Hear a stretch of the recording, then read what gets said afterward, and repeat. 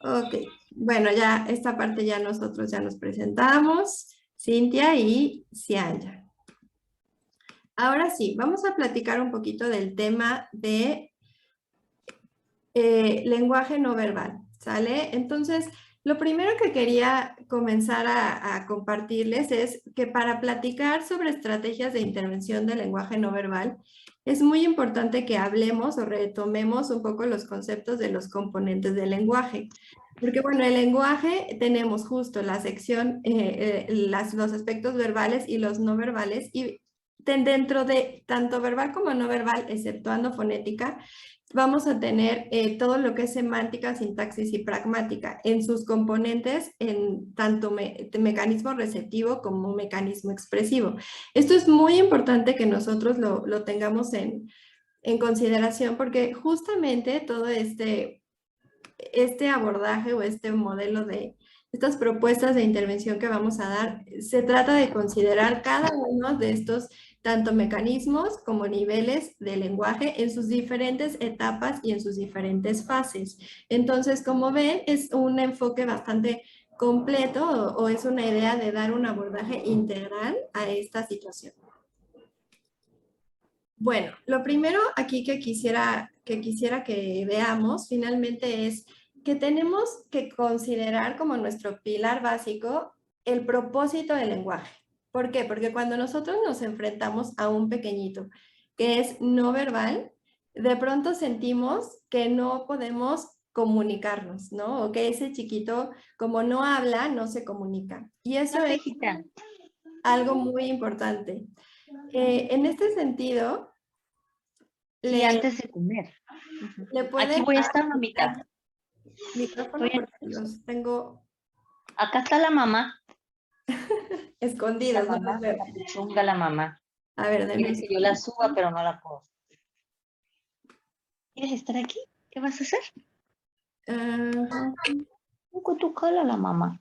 Si Que nos la mamá. ayuden con su micrófono, por favor. Listo. Ya. Ok.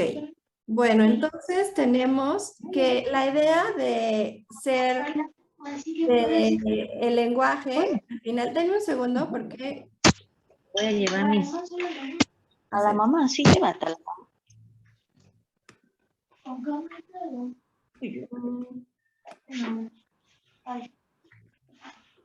a ver, ya, ahí va, ¿sí? Porfis. Ok. Ay, ya lo moviste. ¿Eh? No, ya te traigo tu edredón. Listo, sí. Gracias. Vale, papá. Ya, chicas, Voy a estar con Mari. bueno, entonces estamos en las reglas básicas, ¿no? Entonces, la idea es que nosotros siempre tengamos pendientes cuál es el propósito del lenguaje. El propósito no es hablar y repetir, el propósito es comunicar un mensaje.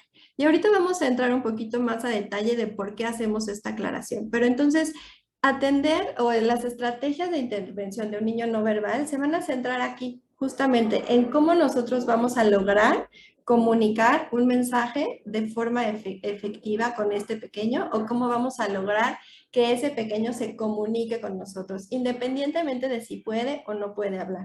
Entonces, un concepto muy importante a tomar en cuenta es que un niño no verbal definitivamente no es un niño sin lenguaje, ¿ok? Y esto vamos a ir viendo por qué lo aclaramos. ¿En qué se diferencia la intervención lingüística en niños no verbales? Bueno, lo primero que tenemos que hacer o en donde nos vamos a enfocar es que vamos a ir definiendo las prioridades. ¿Cuáles son las prioridades cuando nosotros atendemos a un pequeñito con un desarrollo no verbal? Para atender a esta situación vamos a mirar un poquito este esquema en donde del lado izquierdo tenemos a un niño y tenemos como un camino bastante que pareciera organizado, ¿no? Ahí por un lado tenemos caritas, emociones, pensamientos, sentimientos, creatividad. Y del otro lado tenemos esta idea como de un pensamiento y está todo revuelto. ¿Por qué ponemos esto para platicar del tema? Cuando tenemos a un pequeñito que su desarrollo es esencialmente no verbal, no solamente está afectada la parte expresiva o lo que él es capaz de comunicarnos a través justamente de la voz, sino que toda la construcción de su lenguaje interno se está llevando a cabo de una manera desordenada. Ojo, no quiere decir que no se está desarrollando, sí la hay, y la complejidad está en entender de qué manera se está desarrollando, porque justamente pues hay pocas maneras de entrar a sus mentes y poder saber de qué manera está pensando. Entonces, si nosotros tenemos un lenguaje verbal, un lenguaje oral, vamos a poder saber de qué manera el niño está estructurando, qué está comprendiendo, y es un canal de entrada mucho más transparente. ¿Qué es lo que pasa con un niño no verbal? Es un niño en donde no sabemos específicamente cómo se están acomodando las diferentes áreas de su lenguaje. Y nos tenemos que basar en la información que sí tenemos. Ahora, ¿qué nos dicen los estudios? Los estudios nos hablan de que el nivel receptivo de los niños que están en un estadio no verbal está disminuido de forma significativa. ¿A qué nivel? Las investigaciones lo marcan que está situado esencialmente en estadios básicos del desarrollo, es decir, probablemente no verbal, probablemente palabra, frase, cuestiones con ayuda del contexto. Claro está que esto no es ley. ¿Por qué? Porque hay muchos niños, por ejemplo, con otros diagnósticos, que tienen una expresión no verbal en su lenguaje y sin embargo tienen ya un lenguaje interno y una construcción semántica, sintáctica y pragmática bastante más compleja. Esto se puede deber a cuestiones de limitación motriz en la parte del lenguaje, ¿no? Algunos síndromes que tienen este tipo de características. Y eso es lo que hace tan compleja la intervención en los niños no verbales. Pero bueno, vamos a tratar de irnos adentrando un poquito en esto. Otra cosa muy importante es que hay estudios que se han estado haciendo en pacientes y familias, no solo los pacientes, sino las familias, que hablan que los niños que se encuentran, o los jóvenes o adultos que se quedaron en un nivel no verbal, ese es un factor, es decir, la ausencia del lenguaje verbal es uno de los factores que más disminuyen la calidad de vida. Estas predicciones de calidad de vida que nosotros tenemos y que recientemente se ha hecho tanto énfasis en hacer este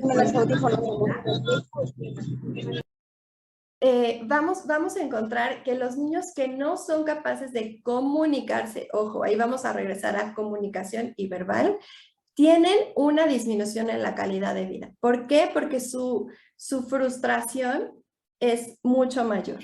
¿Ok? Entonces, este concepto que pusimos aquí como lenguaje interno es algo que va a tener que ser pilar dentro de todas nuestras estrategias de intervención. Si se acuerdan, no nos vamos a ir a repetir, a que oralice, a que verbalice, a que repita sonidos, sino a construir un lenguaje interno, porque este es el que nos va a ir dando pie tanto a saber cuánto me está comprendiendo, como a saber cómo vamos a poder generar mayor comunicación. Si el lenguaje verbal se da, está genial, pero lo primero que necesitamos es comunicación. Ahora bien, vamos a observar aquí en este esquema, adentro de las flechas, digamos, estarían algunos de las cosas que consideramos dentro del lenguaje no verbal. Obviamente no son todos, pero lo ponemos justamente como en un ciclo porque es lenguaje no verbal receptivo y expresivo, ¿ok? Entonces, un niño que está en esta situación de que su interacción es esencialmente no verbal, vamos a tener que estar detectando su nivel de entrada y su nivel de salida. Vamos a ver, es importante trabajar las destrezas no verbales aún en niños verbales. ¿Ok? Entonces, esto es como una nota en donde debemos considerar que si yo estoy dando una terapia de lenguaje, a ese niño que está ya hablando, tengo que revisar sus conductas preverbales y no verbales porque son parte de lo que permite una comunicación eficiente. Entonces, ahora sí, si yo estoy trabajando con un niño no verbal, vamos a revisar su nivel receptivo y expresivo. Es decir, muchas veces los niños no verbales logran expresar de cierta manera algunos elementos, no sé, por ejemplo, sus necesidades básicas, pero logran comprender conceptos un poquito más complejos, quizá como una cantidad o un tamaño. ¿Ok? Entonces, es muy importante que nosotros visualicemos eso porque eso va a importar, va a tener una relevancia en el cómo me voy a acercar a mostrarle la siguiente habilidad que deben de adquirir. Vamos a tener que ir integrando las conductas verbales gradualmente dentro de su zona de desarrollo próximo. Y para eso ahorita vamos a ver en la siguiente slide cómo vamos a empezar. Pero ojo, es gradual. ¿Por qué lo ponemos así? Porque cuando yo tengo a un paciente no verbal, ¿qué es lo que el papá está esperando de la terapeuta? ¿Cómo van a medir nuestro éxito? La van a medir esencialmente si logro hacer que el niño hable o no, o que no hable, ¿cierto? Es decir, ¿qué están esperando de la terapeuta? Pues que el niño hable. Y no, lo que tenemos que también explicarle al papá es que lo que estamos buscando es que el niño se comunique, ¿ok? Y ojo, algo muy importante es que hemos encontrado también que la tolerancia a la frustración en los niños no verbales es mucho menor. Y no solo del niño, sino también de su familia. ¿Por qué? Porque el no poder sentir un canal de comunicación abierto genera mucho estrés en toda la familia. Por eso va a ser importante que cuando nosotros nos acerquemos a nuestro paciente o a nuestro niño, que orientemos a los padres, les expliquemos que deben emplear el lenguaje verbal apoyado del lenguaje no verbal usando estructuras básicas. Es decir, es típico que el niño no tiene un lenguaje verbal y sin embargo el papá se acerca y le da una oración compleja sin ningún tipo de apoyo, ¿no? Entonces, ahí es donde nosotros vamos a tener que ir graduando poco a poco el cómo vamos a ir pareando su nivel receptivo con el expresivo, el verbal y el no verbal. Por ejemplo, vamos a tomar a un niño que estamos tratando de generar intención comunicativa verbal, aunque él es no verbal, y podemos comenzar con necesidades básicas. Supongamos que estamos hablando de la leche, ¿no? El típico de la leche. Entonces el papá dice, ah, sí, dame leche, por favor, de leche con chocolate. Nosotros si tenemos a un paciente que está en este estadio, vamos a tener que ir un paso a la vez. Primero lograr la intención en su nivel no verbal, es decir, que pida la leche, aunque no sea verbal. Y después vamos a irle dando un estímulo sin esperar que lo repita, únicamente como un moldeamiento. ¿Ok? Porque no tiene mucho sentido estas estrategias que muchas veces hacemos de nada más verbalizar, como vocalizar, que te lo dé con un A, si este A no le estoy otorgando yo un significado. Pero bueno, vamos a ir un poquito más a detalle más adelante. Ahora bien, ¿cuáles son los errores más comunes que vemos cuando estamos interviniendo o estamos dando terapia? 1. No evaluar su nivel de desarrollo en cada una de las áreas. Sí, en semántica, sintaxis y pragmática. No importa que no tenga todavía un desarrollo verbal. Enfocarse en el desarrollo inmediato del lenguaje verbal. ¿Por qué? Porque queremos que el niño hable. Y no queremos que hable, queremos que se comunique. No priorizar la comunicación y la interacción. Las estrategias que usemos que tengan que ver con repetición no son las funcionales. Necesitamos que él quiera comunicarse y que quiera interactuar. Que es lo mismo acá, favorecer la repetición antes de la interacción espontánea. Damos mucho más peso cuando un niño repitió algo que yo le modelé, a cuando un niño hace una emisión que quizá no es clara, pero que es espontánea. Y ese es un error importante. Promover la vocalización sin propósito. Eso, la realidad es que no tiene ningún sentido. Y algo que sí es muy funcional, por ejemplo, es promover las vocalizaciones a través de los tonos, los ritmos y las canciones. Si nosotros lo que queremos es que él empiece como con este juego vocálico, hay que hacerlo a través de la música. Puede ser con canciones o pueden ser simplemente sonidos y ritmos. Es decir, si queremos hacer podemos poner como un metrónomo, podemos ir con un beat, podemos tener este tipo de cosas para vocalizar, pero vocalizar, digamos como, vamos a poner esta pieza de Lego y vamos a hacer A o vamos a hacer E, finalmente no es algo que tenga un propósito comunicativo. Limitar los estímulos de apoyo al canal visual. Eso es otra cosa que entendemos, ¿no? Si los niños son no verbales, entonces todo es visual. Y entonces son tarjetas y son tableros, claro que se usan, pero no es todo visual. Tenemos también que utilizar estímulos auditivos, tenemos que utilizar el cuerpo, tenemos que utilizar las sensaciones, no enfocarnos únicamente a la parte visual. Demeritar la importancia de su comunicación existente.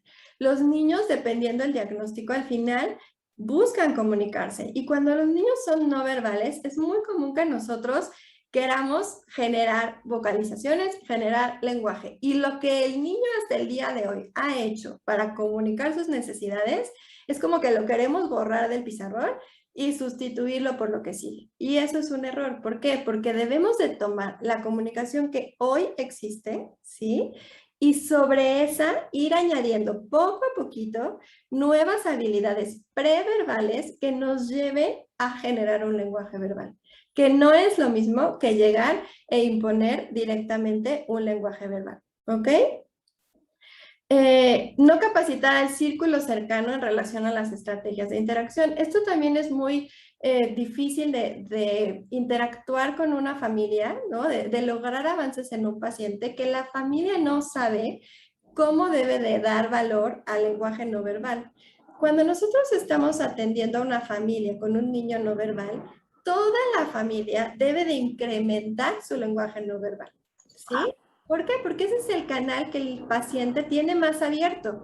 Él es no verbal, entonces él también está más atento a las pautas no verbales.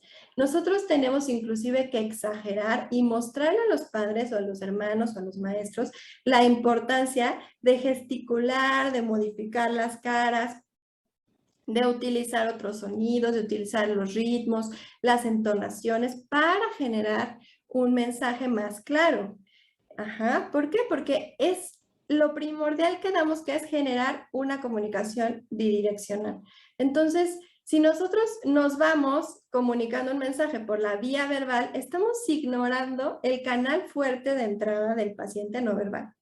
Entonces, es muy importante capacitar a nuestro círculo de apoyo, a nuestro equipo interdisciplinario, a que lo haga así. Otra situación es comenzar con hitos de desarrollo convencionales, más no personalizados. Por ejemplo, los colores, los animales de la granja. Eso es algo muy normal, muy típico, ¿verdad? Tenemos a un paciente de 3 años en lenguaje no verbal y voy a empezar a hacer terapia para mostrarle los colores. ¿Por qué? Porque tengo muchos materiales de color rojo, azul, amarillo, porque puedo hacer ejercicios de vocalización, porque aparecen en muchas canciones. Y no necesariamente es así. Tenemos que ver en qué nivel de interacción está para priorizar la intención comunicativa y después priorizar lo que las habilidades no verbales, preverbales y verbales que le van a funcionar a este pequeño para comunicarse dentro de su entorno. Otra cosa que sucede muchísimo con los padres es no hablarle porque no entiende. ¿Cuántas veces se han dado cuenta de que en una familia que tiene a un paciente no verbal, le dejan de hablar? Y hay un estudio muy interesante que habla que eso ocurre o nos ocurre a todos los seres humanos, niños, adultos, por el componente de reciprocidad lingüística. Si nosotros no percibimos una reciprocidad en el otro, lo vamos a suspender. Piensen ustedes cuando están contándole a una amiga un problema y ella empieza a chatear en el celular o a ver la pared, le dejan de contar porque no tienen esa sensación de que a la otra persona le está importando. Y con los niños pasa exactamente igual. Entonces, los papás le dejan de hablar porque el niño parece, en algunas ocasiones, dependiendo del diagnóstico, puede parecer que no pone atención y en otras que sí está poniendo atención, pues no hay respuesta o motrizmente, por ejemplo, en una parálisis cerebral, pues no hay como mucha recompensa de interactuar con el niño, ¿ok? Entonces, esto se tiene que hacer artificialmente.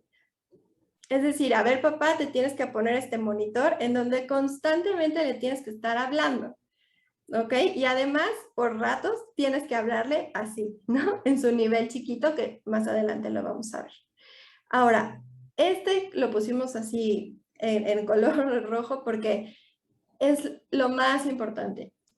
Brindar siempre un sistema alternativo de comunicación, tanto en lo receptivo como en lo expresivo. Es una prioridad brindarle al paciente una manera de comunicarse.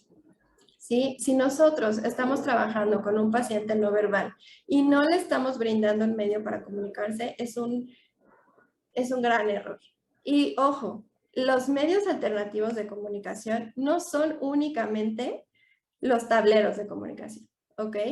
Hay una cantidad desde bueno, lenguaje de señas obviamente es uno, pero las señas, los PECs, los pictogramas, las puras imágenes, el apoyo del contexto, el apoyo sonoro, el acompañamiento, el moldeamiento, muchas cosas son sistemas alternativos de comunicación, porque inclusive, por ejemplo, lo que ubicamos como tableros, requieren cierto nivel ya de tanto de conocimiento de su nivel de lenguaje interno como de cierto manejo cognitivo. Entonces, un sistema alternativo no es únicamente un tablero de comunicación. Muy bien. El primer paso para la intervención con los niños es, como siempre, la evaluación. Nosotros tenemos que evaluar, no pensar, como es un niño que no habla, pues, ¿qué le voy a evaluar? Ya dijimos que un niño no verbal no es un niño sin lenguaje. Entonces, ¿qué tenemos que hacer? Lo primero, vamos a revisar los hitos de desarrollo preverbal, no verbal, de juego, de interacción, cognición y comunicación. ¿Ok? ¿Por qué? Porque probablemente si yo solo reviso los hitos verbales, pues voy a estar en prelingüístico obviamente, y voy a estar muy bajito, pero quizás si entro a través del juego o a través de tableros o a través de otro tipo de herramientas, me daría cuenta que en cognición puede ser que esté mucho más alto de lo que me imagino. O puede ser que su juego, a pesar de ser un niño no verbal, esté súper desarrollado o tenga mucha intención comunicativa. O si es un niño con limitaciones en la cuestión social, su juego puede estar súper bajito. Entonces, dentro de nuestro reporte, nosotros tenemos que tener muy claritas todas y cada una de estas áreas, ¿ok? Entonces, acuérdense que no es lo mismo las conductas preverbales que las conductas no verbales. Y hay que siempre diferenciarlas. Dentro de la evaluación, obviamente, siempre es, ¿y cómo lo valoro? No le puedo aplicar una de las pruebas típicas del lenguaje porque pues no, digamos que no necesariamente me van a dar la información necesaria, pero puedo hacer una muestra de lenguaje, ¿no? Hay algunos cuestionarios o checklists que podemos utilizar, pero algo importante es mediar no solo lo que recabo, sino cómo pregunto.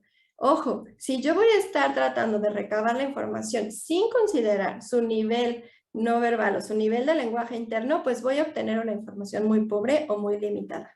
Y posteriormente, cuando yo ya recabé toda esta información, tengo que dar el siguiente paso, que es analizar cómo se interrelacionan o cómo está su nivel preverbal, no verbal, comunicación, juego y lenguaje. ¿Y eso qué significa? Y obviamente para eso, como está aquí en un circulito, vamos a considerar los factores interdiagnósticos. ¿Por qué? Porque es lo más común que un paciente que tiene un comportamiento no verbal esté relacionado con algún diagnóstico. Entonces, puede tener que ver un millón de cosas en la parte motriz, en la parte neurológica, medicamentos, etc. Ok, esto ya lo hemos platicado. ¿Sí? Ahí en evaluación nos preguntan mucho, ¿no? Que lo dijiste ahorita, no hay como tal a lo mejor que aplicarle una batería, pero sí hay tablas ya con información estadística. Entonces, por ejemplo, si se va a evaluar el juego, que lo mencionó Aisyan ya en la diapositiva anterior, nos podemos basar en los niveles de juego de Westby, por ejemplo. Entonces, o sea, no hay como tal, pero sí tenemos que basarnos en los hitos y en el desarrollo como van, ¿no? Para poder nosotros hacer un reporte y tener una base y hacia dónde vamos. Por supuesto, inclusive a nivel cognitivo lo mismo, ¿no? También nosotros tenemos marcados los estadios cognitivos que se pueden observar en muchos comportamientos, no solo en lo que hablamos, ¿no? Entonces, por eso es importante no confundir que si no le puedo aplicar una prueba de lenguaje, no lo puedo valorar. Es justamente eso. Muchas gracias, Sim. Y entonces, bueno, ¿qué factores tenemos que tomar en cuenta? Como decíamos, toda la parte médica de qué diagnóstico puede estar, si es una hipacusia, un PCI, un síndrome, un autismo, pero también, ojo, algo muy importante, el entorno familiar. Cuando ustedes observan cómo interactúan las familias con un niño no verbal, van a observar que las familias más adaptadas o que exacerban más la comunicación no verbal tienen una comunicación más funcional con el niño. Entonces, si yo voy a tener a un niño que está todo el tiempo con su abuelita y su abuelita está viendo la tele, va a estar mucho más disminuida la interacción. No es ley, pero o sea, son ejemplos de que tenemos que considerar los entornos familiares, socioculturales, escolares y de salud, ¿sí? El contexto educativo también va a ser muy importante. ¿Se acuerdan que decíamos cómo vamos a diferenciar también en la generación de prioridades? ¿Qué pasa? Y esto es algo que yo que he estado mucho tiempo en este tema de inclusión. ¿Qué pasa cuando tienes a un niño de 11 años con un no verbal en una escuela regular? ¿Qué hacemos con él? ¿Cuáles son las prioridades? Y sin embargo, les prometo que seguimos haciendo cosas como priorizar cómo adecuo la suma o cómo adecuo la independencia de México, ¿no? Entonces, estos casos son súper complejos, pero nunca debemos de perder de vista que si yo no me enfoco en atender los aspectos de comunicación que vayan ligados a la edad, por ejemplo, ese es un niño que existe, real, 11 años no verbal, en una escuela regular. Pues tendría yo que estar enfocada también en desarrollar las habilidades sociales para que ese niño interactúe de alguna manera con los niños con los que comparte el día. No solo enfocarme en lo que tiene que aprender o si se la va a pasar dibujando, ¿ok? Entonces eso es como súper delicado. La edad y la realidad en la expectativa es muy importante brindarla de forma honesta y profesional en cuanto a la posibilidad de desarrollar lenguaje oral. ¿A qué me refiero? Pasa muchísimo que tengo a un papá que tiene a un paciente, a un hijo que es no verbal y tiene 6 años. Y entonces llevaba 2 años con la terapeuta, el niño no avanzó porque no habla y llega con otra terapeuta que le dice, no te preocupes, en 3 meses, en 6 meses, vamos a lograr que hable. Yo sé que a lo mejor muchas de las que están aquí no lo dirían, pero yo no se los estoy inventando, son casos de la vida real, son cosas que pasan y hay que ser muy responsables. Nosotros no sabemos si ese niño va a poder desarrollar o no lenguaje oral. Ahora, no hay una edad en la que pues, vayas a decir, ya a esta edad ya no lo logró, porque yo tengo un caso muy cercano de un paciente que empezó a hablar a los 13 años. Cualquiera hubiera dicho que a los 13 años ya no iba a hablar, ¿no? Entonces, no podemos decir si va a hablar o no va a hablar, pero hay que ser súper responsables y no dejarnos ir con este manejo de la expectativa de los padres de va a hablar o no va a hablar, va a hablar o no va a hablar. Entonces, vámonos con calma diciendo, vamos a comunicar, siempre usen esa palabra, vamos a favorecer su comunicación. Y en la medida de que ellos vayan comunicándose más, las conductas preverbales pueden ir apareciendo y de ahí vamos a ir dándonos cabida a generar el lenguaje verbal. Ok, aquí uno de los mitos que más se considera en todo, en lengua de señas, en tableros de comunicación, en todo es, si tú le das al niño un medio alternativo de comunicación, no va a desarrollar lenguaje oral. Y hay muchos estudios que han comprobado que eso es totalmente falso. La comunicación es un derecho humano y es una prioridad de los niños. Tenemos que comunicarnos. Si tú me brindas algún apoyo para que yo lo pueda hacer, eso no tiene nada que ver con que yo no vaya a hablar. Claro, es chamba de nosotros poder ir intercalando justamente estas relaciones, ¿sale? Pero un niño que siempre va a buscar la manera más eficiente de comunicarse. Nuestra labor es primero proveerle esa oportunidad, y entonces ir acomodando poco a poquito estas conductas verbales que también favorezcan la comunicación. El enfoque integral es muy importante, ¿ok? Porque es muy difícil que un niño no verbal no tenga ningún diagnóstico severo, delicado, no sé qué palabra consideren importante utilizar, pero no podemos creer que solo nuestra terapia va a atender todas las necesidades. Entonces, un equipo interdisciplinario y multidisciplinario va a ser súper básica, ¿ok? Mi labor es decirte, esto necesito de apoyo y tratar, pues, de mezclarlo. Y ojo, nuestra labor es considerar, ¿no? Como pone, la labor del profesional es encontrarlas, no adjudicar las deficiencias a la falta de efectividad de la intervención. Por ejemplo, las dificultades conductuales asociadas. Otro caso de la vida real. Es que no habla porque es que como tiene muchos problemas de conducta, ¿no? O no puede avanzar en la terapia porque tiene problemas de conducta. Ojo, no digo que eso no sea como provincia tenía que...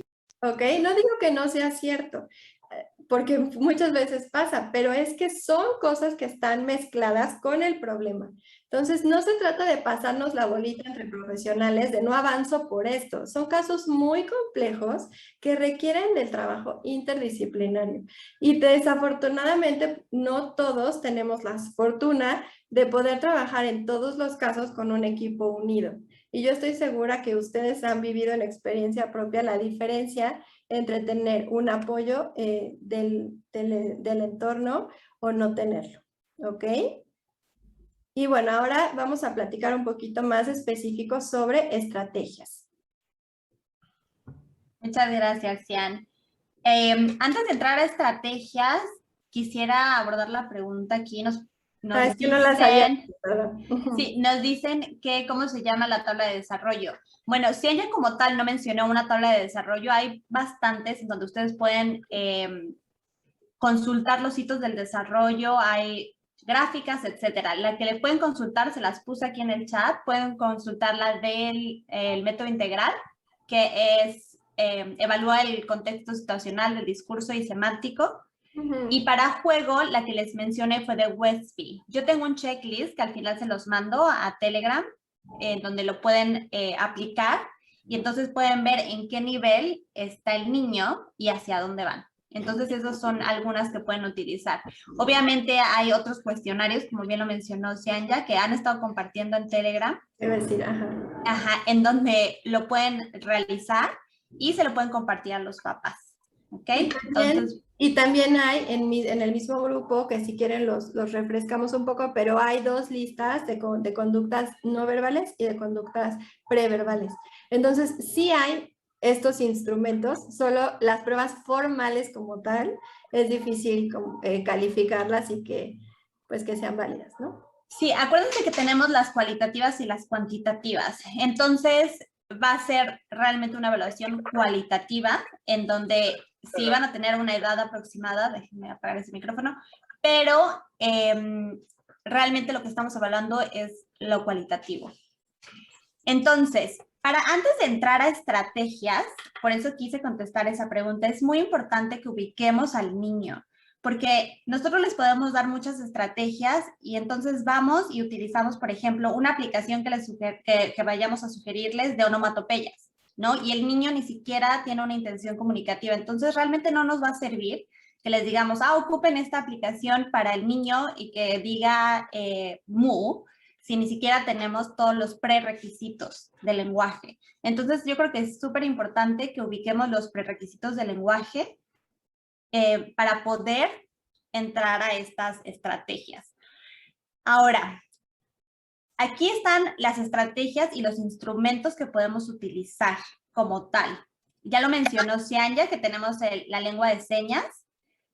No es que le vayamos a decir a los papás, bueno, es que ahora tu niño va a utilizar lengua de señas. Y a mí me han preguntado muchísimo, pero si no es sordo, ¿no? Entonces, tenemos que explicarles que estamos enseñándoles comunicación, no lenguaje todavía. Bueno, es un lenguaje, es un tipo de comunicación, pero no un lenguaje oral.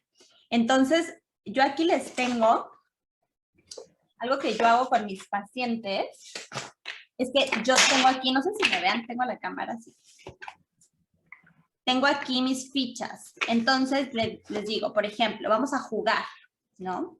Y les saco una copia y les doy a los papás con la que estamos trabajando para que ellos la puedan trabajar en casa.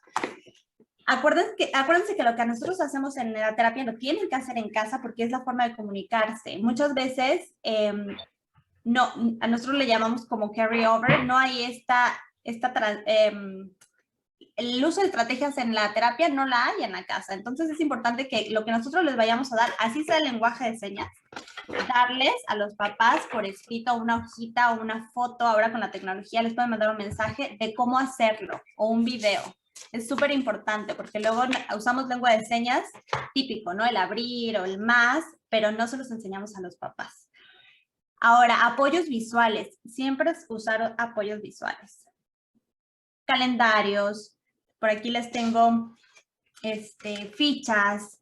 Ahí también tenemos estas fichas, podemos hacer sus calendarios. Menciono Cianya los métodos de comunicación aumentativa y alternativa. Tenemos PECS, por ejemplo, este es de PECS. No sé si alguien por ahí lo haya utilizado. Entonces podemos tener PECS, que aquí lo tenemos.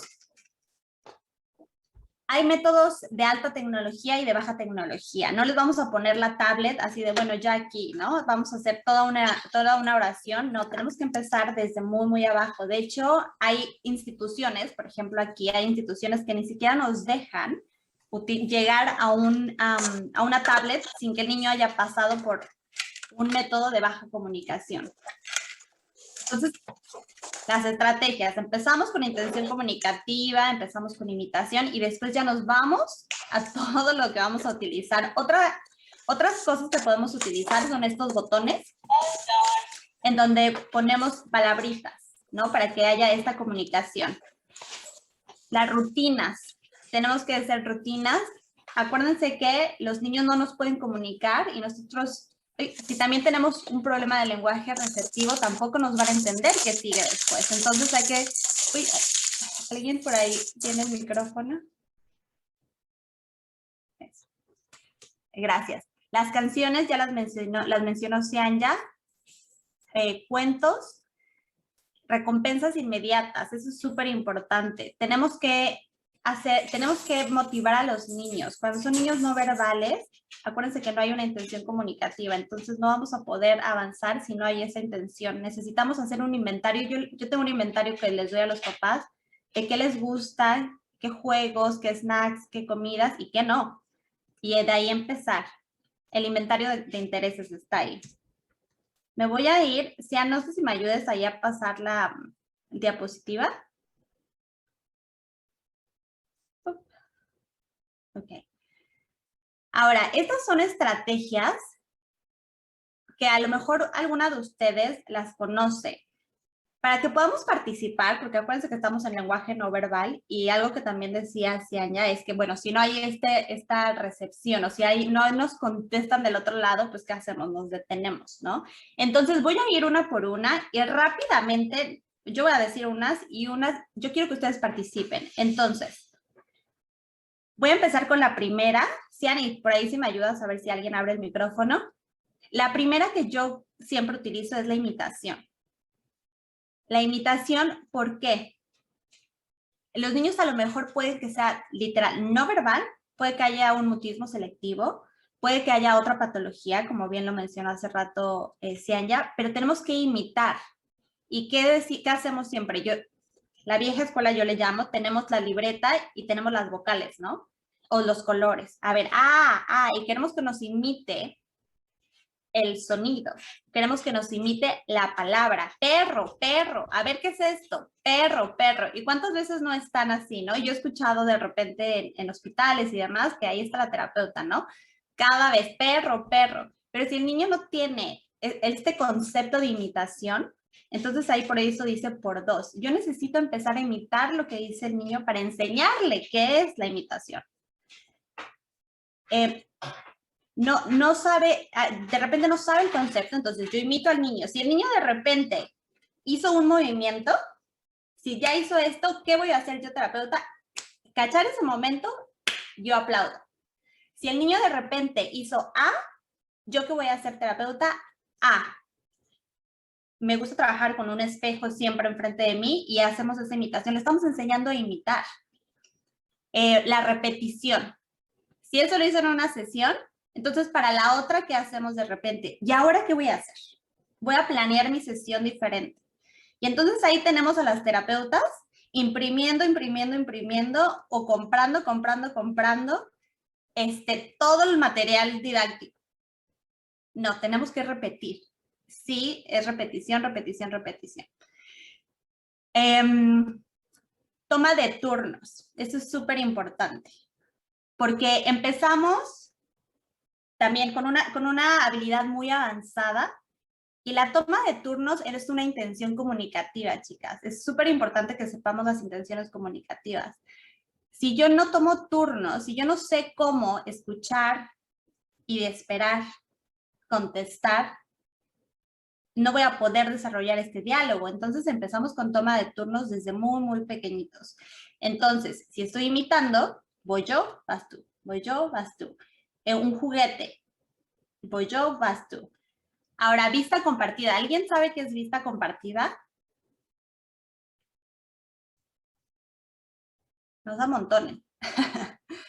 Bueno, la vista compartida es otra intención comunicativa. Y la puse como estrategia porque tenemos que ir por escalones. Yo siempre digo que las estrategias, yo les puedo dar una lista de 100 estrategias, pero no, yo no voy a, con un niño no verbal no voy a empezar yo a hacer una expansión si no hay nada. ¿Qué le voy a expandir? ¿O qué le voy a extender si no hay nada? Entonces, es como una escalera. La vista compartida empieza, no quiere decir que yo quiero que el niño me vea, porque hay estudios en donde nos dice que si hay, por ejemplo, un niño con autismo, no nos va a servir de nada que haya esto, al contrario, les es incómodo. Entonces, ¿qué es lo que hago con la vista compartida? Que los dos estemos viendo el mismo objeto, que los dos estemos prestando atención a lo mismo. A mí no me sirve ponerle esta granja que está padrísima, que hace muchos sonidos, si el niño ni siquiera está viendo la granja, está viendo acá por la ventana o está viendo el techo. Si el niño está viendo el techo, entonces yo voy a ver qué es lo que le está llamando la atención en el techo y de ahí partir. Entonces, esa es la vista compartida y es una intención comunicativa, es parte de... el otro es seguimiento de interés. ¿Ya ven cómo van como escaleritas? Entonces va el seguimiento de interés. Si el niño, ya tenemos esta vista compartida, entonces ahora el seguimiento de interés.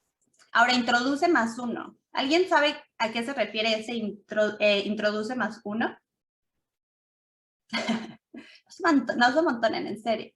Introduce más uno es, por ejemplo, si el niño está tratando, y esto tenemos muchos niños no verbales, que a lo mejor también la motricidad está afectada. Entonces, si el niño está tratando de alcanzar un objeto que le llama la atención, entonces, ¿qué hacemos uno? ¡Ay! ¿Quieres el vaso? No sé, ¿quieres el vaso? O quieres, si hay un juguete. ¡Oye! ¿Quieres el borrego? Eso ya son dos cosas. Tú ya le estás agregando demasiado. El niño solo está alcanzándola, tratando de alcanzar. Entonces, el siguiente sería ponérselo más cerca. Si el niño ya lo agarró, entonces ya le decimos, por ejemplo, si es un animal, vaca. Si el niño ya verbalizó y te dijo vaca, entonces nosotros le decimos, uy, la vaca, y le ponemos un nombre o un adjetivo, podría ser, la vaca blanca. Si el niño ya nos dijo vaca blanca, entonces de ahí, acuérdense que es por escalón, entonces ya nos vamos a extensiones. Te vas a una estrategia más avanzada. Pero ¿qué pasa? Yo de repente veo, y aquí ya me voy a saltar a la extensión del lenguaje, cuando el niño nos dice, uy, el borrego. ¿Y qué dice uno? Uy, el borrego hace brinca y entonces se va aquí y el borrego, el niño ya lo perdimos. Esa extensión fue demasiada. La extensión del lenguaje ahí ya fue demasiado. Si el niño te dijo, uy, el borrego blanco, uno, ¿qué le tiene que decir? Más uno. El borrego blanco come. Entonces, siempre acuérdense de eso. Las preguntas abiertas, eso nos pasa mucho, ¿no? Y yo creo que a la fecha, ¿quieres agua? El niño lo único que va a hacer es esto. O si ya tenemos palabras, una palabra, sí, porque es una palabra de sí o no. ¿Quieres agua? Sí o no. Entonces, ¿quieres tomar esta agua fría o caliente? Le estás dando opciones. Y es lo mismo, ya vamos a escalones. Darle dos opciones. Ahora, simplificar viene muy de la mano rutinas verbales. Las rutinas verbales quiere decir que yo siempre voy a utilizar lo mismo. Eso lo he encontrado muchísimo, sobre todo aquí en Estados Unidos, que ha sido muy difícil porque el español, y yo creo que aquí con las colegas de Argentina, con Chile, es súper difícil porque de repente si yo comparto un paciente o si la mamá es de otro lugar, si yo le digo a esto un suéter, en la rutina que ella haga en la mañana, el otro día va a ser, uy, ponte tu chaqueta. Entonces yo voy a decir, ponte tu suéter. Por eso es importante también conocer en casa cómo se están, o qué palabras están utilizando. Hacer una lista de las palabras que son importantes. Esta podría ser otra estrategia, niñas, y es súper importante. Nosotros siempre tenemos una lista de las primeras palabras. Pero antes era como, esta es la lista de las primeras palabras. Ok, sí son algunos pronombres, pero esas palabras son personalizadas.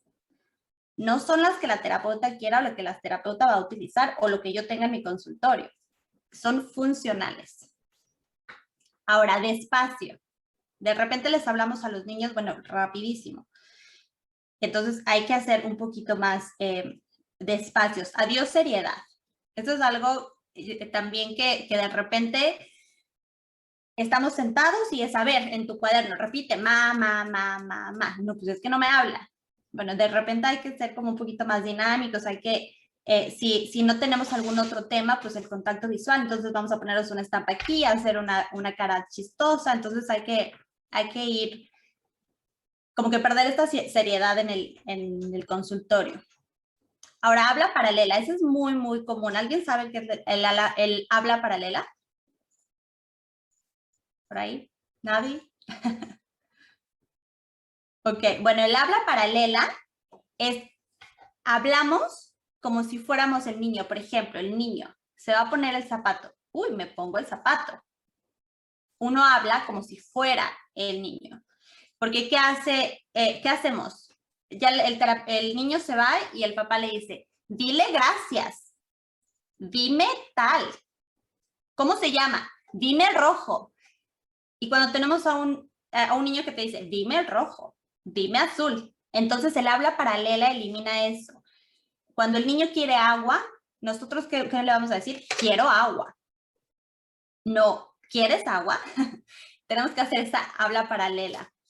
Las tentaciones comunicativas me encantan porque yo siempre digo que yo soy la acumuladora de juguetes. Tengo una caja y si el niño está interesado, acuérdense que estamos aquí en seguir sus intereses. Entonces tengo una caja y le digo, yo sé que quiere, porque ya tenemos el inventario, y hicimos un inventario de lo que al niño le gusta. Si al niño le gustan las gomitas, pues yo ya puse en una caja gomitas adentro y le damos esa tentación comunicativa.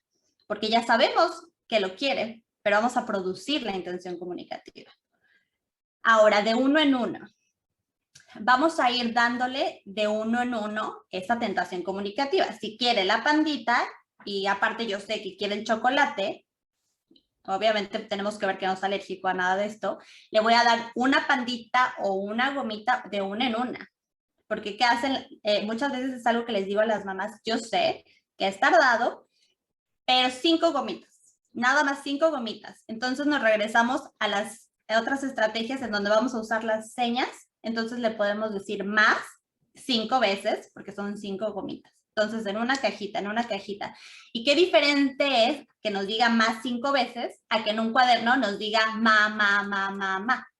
¿Verdad? Es muy diferente que nos esté diciendo más y de repente esta seña, si el niño tiene un prognosis de ser verbal, eventualmente nos puede decir más.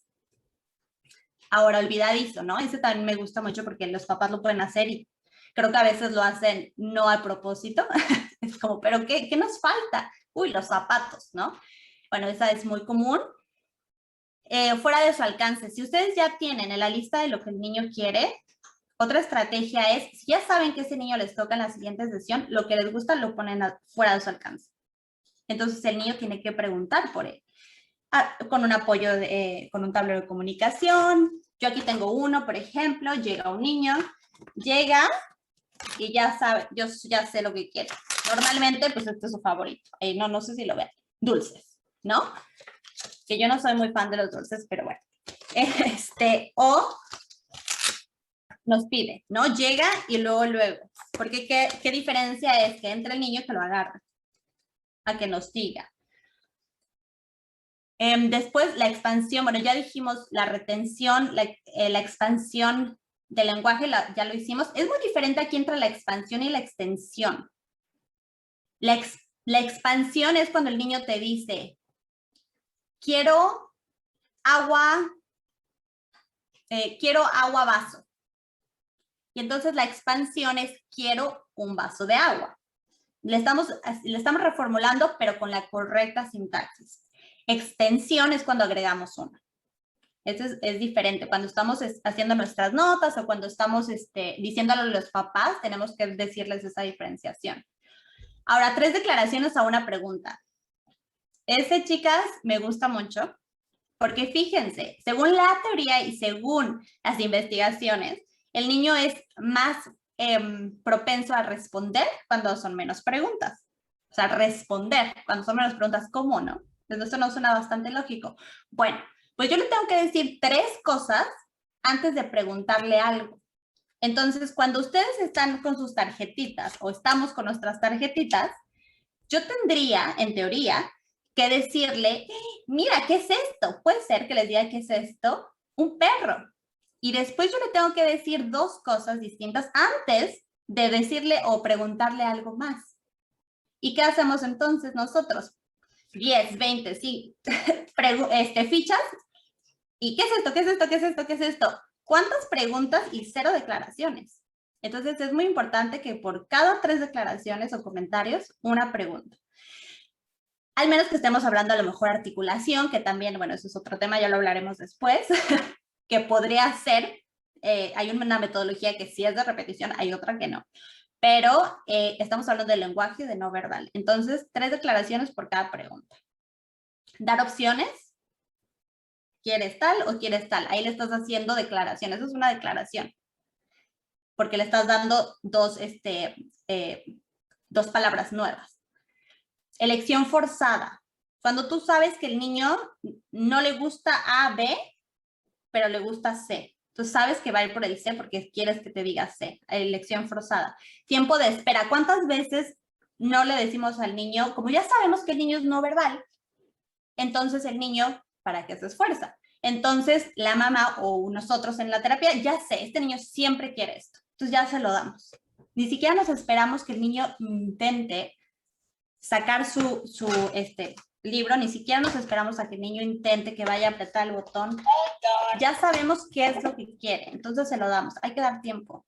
Y eso nos sirve mucho grabándonos a nosotros, o a lo mejor al niño si tiene permiso de los papás, pero grabarnos a nosotros como terapeutas, eso nos hace ser conscientes de qué tanto damos ese tiempo de espera.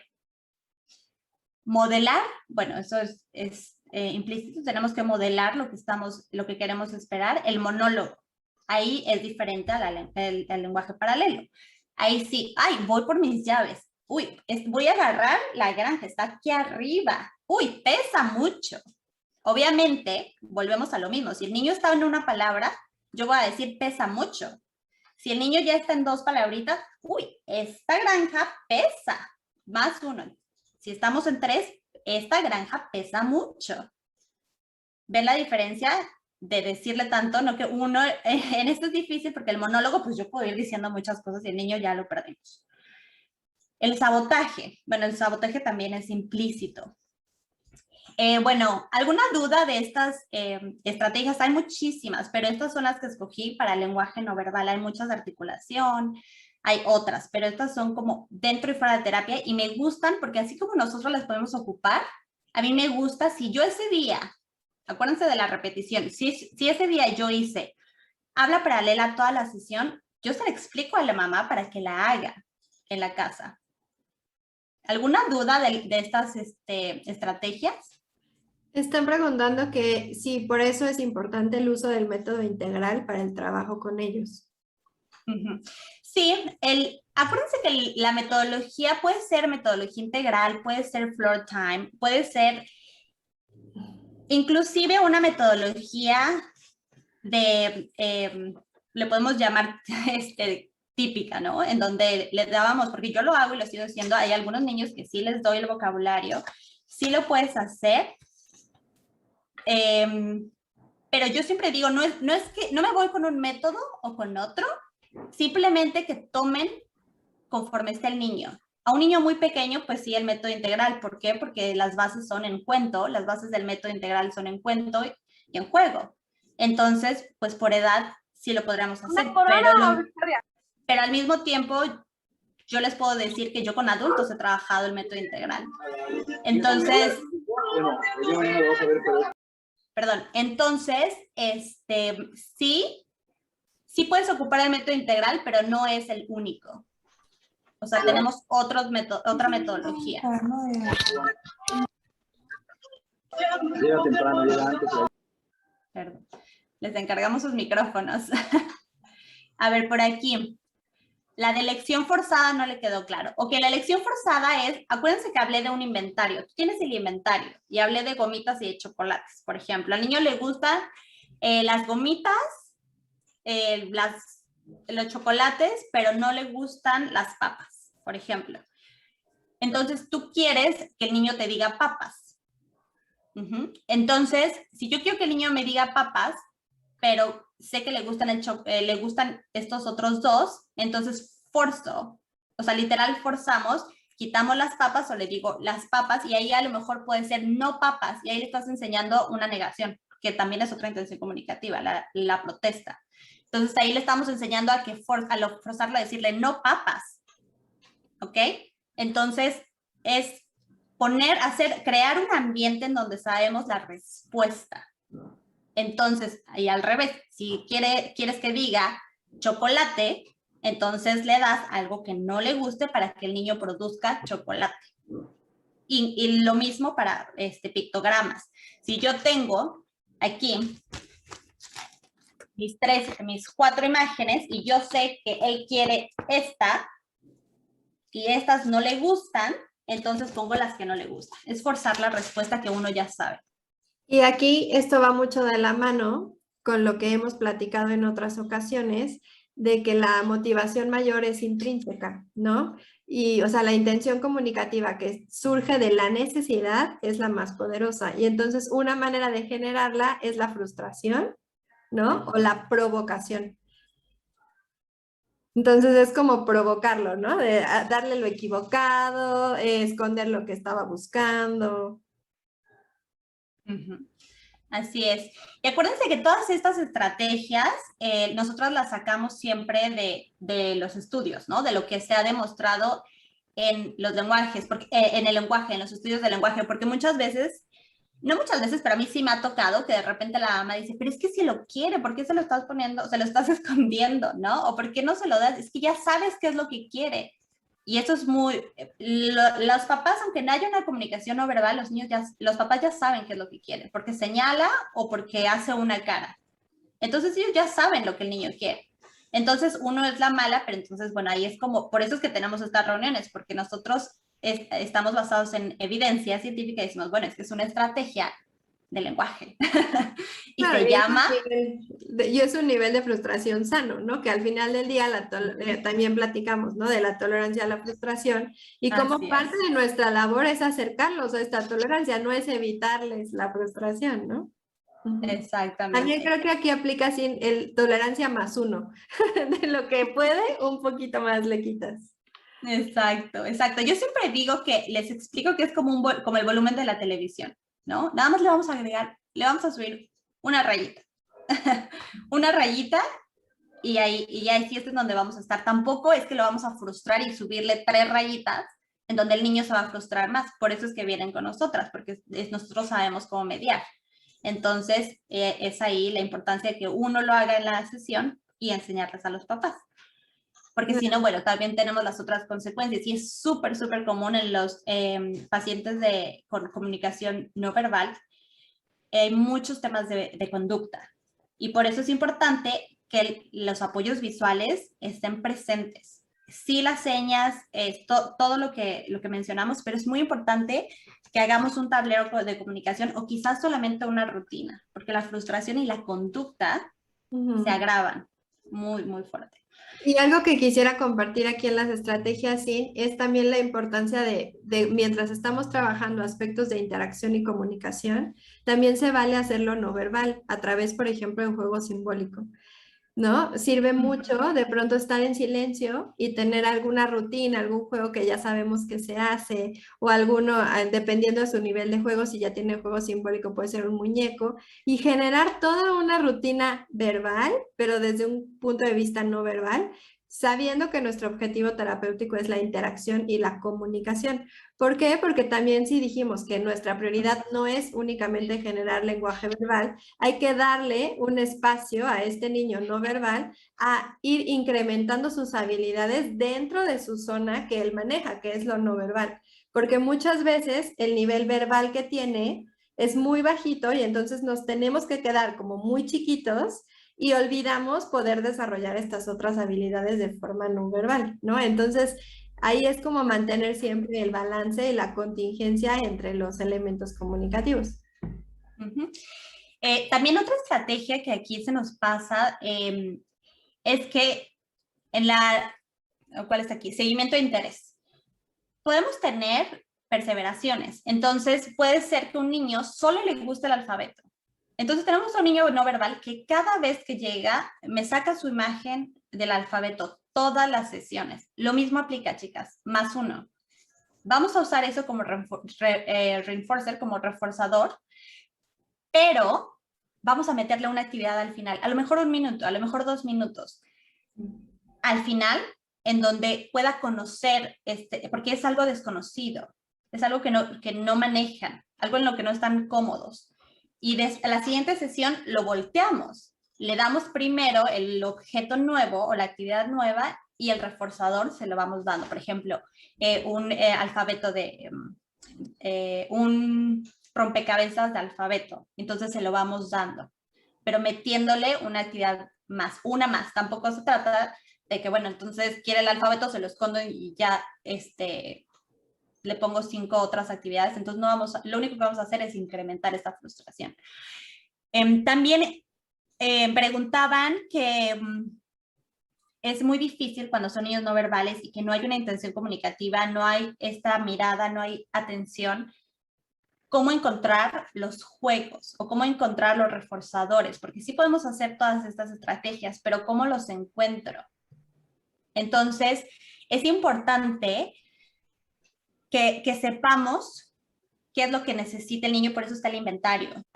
En lo que pasamos la lista, nada más para terminar ahí una idea, hay que tener siempre en mente cómo surge al final el lenguaje oral, ¿no? El lenguaje oral o verbal, etcétera,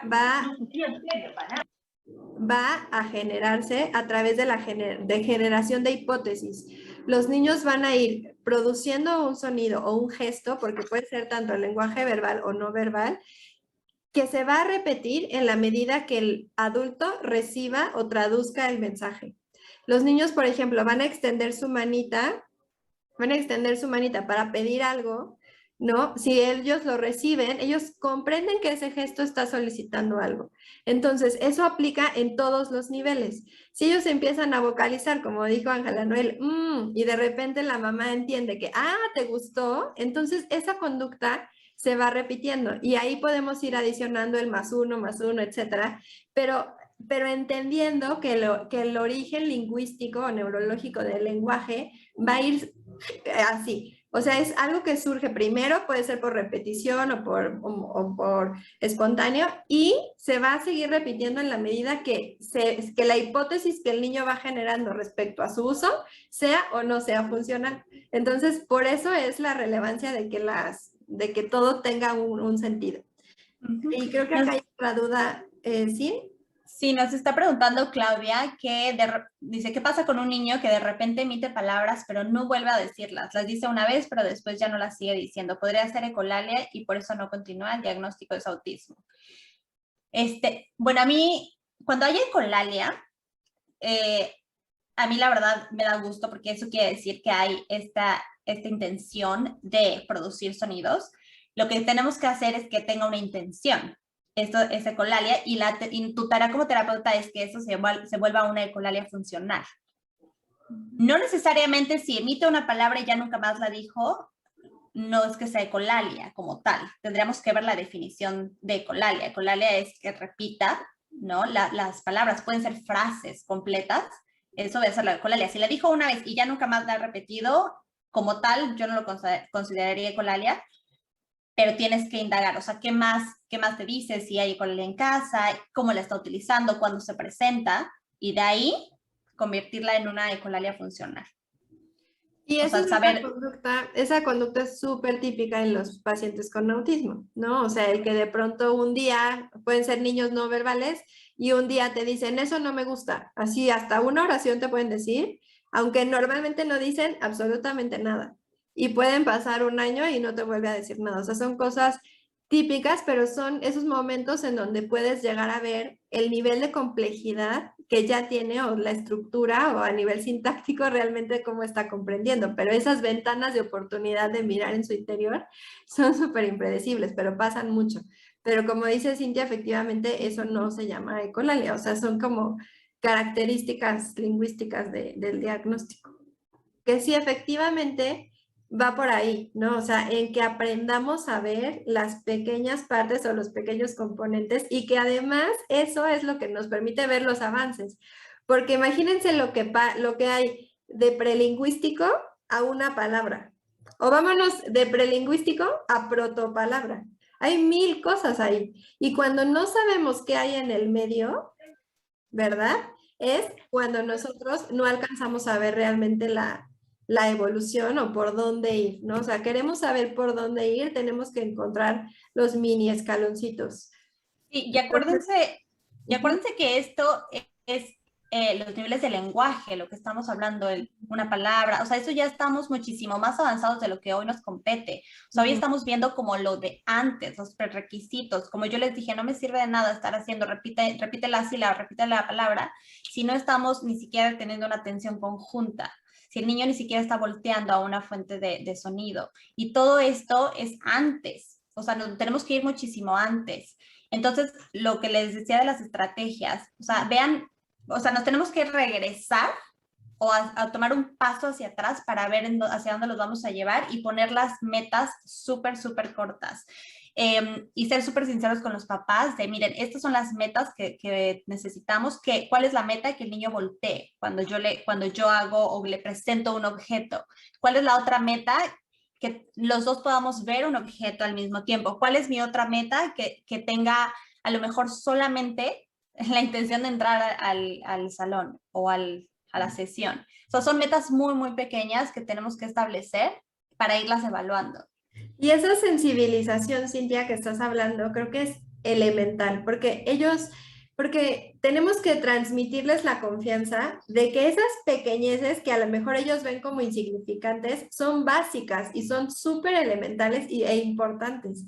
Y no ceder a esta presión o esta prisa por irnos literal al lenguaje verbal, ¿no? Inclusive a veces tenemos que parar a la mamá que está hablándole al niño para que se detenga a ver que lo que buscábamos era una intención comunicativa, porque creo que ese desconocimiento de todo lo que es previo, cognición, motricidad, sensorial, atención, todos estos prerequisitos, si los papás no lo saben, aunque yo en la terapia lo esté haciendo, la mamá siente que no estás haciendo nada.